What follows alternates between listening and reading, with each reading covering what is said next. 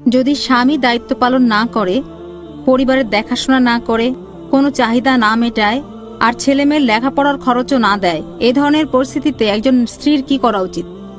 যদি স্বামী পরিবারের দেখাশোনা না করে, যদি পরিবারের সদস্যদেরকে তাদের অধিকার না দেয়, অর্থনৈতিক অধিকার, যদি ছেলেমেয়ের দেখাশোনা না করে, এমন পরিস্থিতিতে স্ত্রীর কি করা উচিত?